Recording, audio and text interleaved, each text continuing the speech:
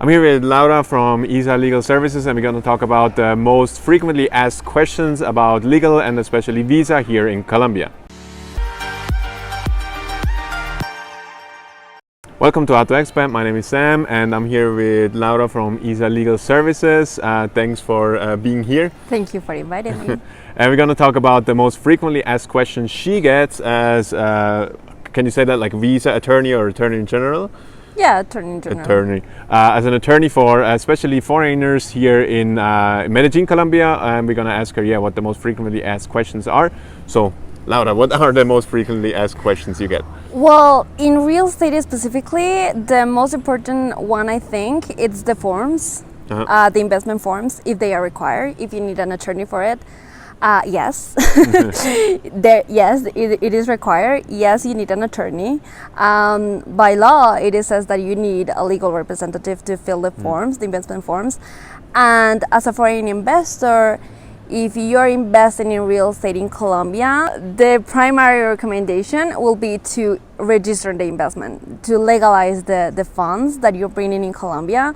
Because again, the whole idea of the Colombian regulation is that your activity does not come from activity inside Colombia, and that even applies for Colombians outside of Colombia, that they are not resident in Colombia. So that's extremely important that a foreigner takes into account, and it's an obligation. It's not an option. So we heard from horror stories, people just blindly bringing in money to Colombia, then want to apply for or buying an apartment, and then they want to apply for an investor or real estate investor's visa, and they can't because they haven't brought it in with the right documents. So that's very important. Yes, that's correct. So what's another frequently asked questions you get? If the foreigner can invest with a passport, that's very frequent.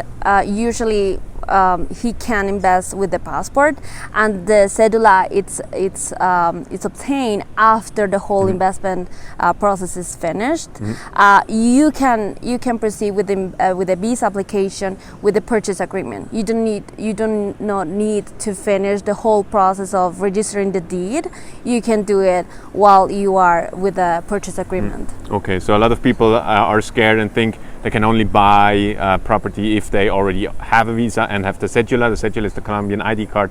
But yeah, as Laura said, you can only with a passport. Same thing with a business, right? You don't need to have a cedula with a business. No, everything can be done with a passport. Yeah. Another very frequent question is that for the residency, they don't specifically talk about real estate. So the residency can be acquired for the type of investments. For example, you can acquire the residency with a business. Yeah.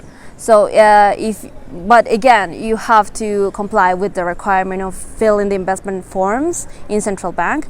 So it's just simply that you comply with the minimum required of the 590 million this year. So you can be subject of applying for the residency visa with a company. Okay, so the capital you have to bring in, right? Okay. Yeah. Okay. Do you have another question you get asked often? They also questions about having a property registered in the name of the both foreigners. We recommend no, because if it's the protection of the couple, then the Colombian law already protects the couple from the assets of the inside of the marriage. But also because if you divide the amount, it also divides the investment registered in central bank. Yeah. So the whole investment in central bank, it has to be extremely accurate to what you're registering in deed. And if you divide that percentage, then again, for when you're going to apply for the visa, the amount is going to be divided. Yeah. Okay. And you can, your spouse can get the visa, and then you can get the beneficiary visa for that for the investment. So it's better if you, let's say, at the moment you need to invest, I think, around $100,000 for the investment visa, right? A little bit less. But let's say you want to get an apartment for $120,000. It's better to just get it signed at for one person. Then it's, let's say, 120, so it surpasses the 100,000 requirement by 20,000. Instead of having both people there, then it's just 60,000 per person, which is less than that.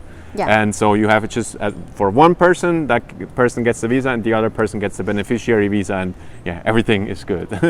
Yeah. Then another thing I get, just spontaneously came to mind, is like there are some rumors out there that with the marriage visa you have to go to an interview in Bogota. Some people say yes, some people say no. So there's a statistic out there, I don't know if it's true, but 1 out of 3 people actually has to go to an interview if they're getting married here. So the agents in the migration, they will check like your data and your spouse's data, and if they see some kind of red flag, it's easily that they will ask you to come to Bogota, no matter where you are. It's just you have to go to Bogota, and then they will interview you with like funny questions like how does your spouse drink his coffee, on which side of the bed does he sleep, and all of that. So yeah, that's another frequently asked question we get. I think that the main situation that changed is that they become more strict of the people that try to fake just to apply for the visa.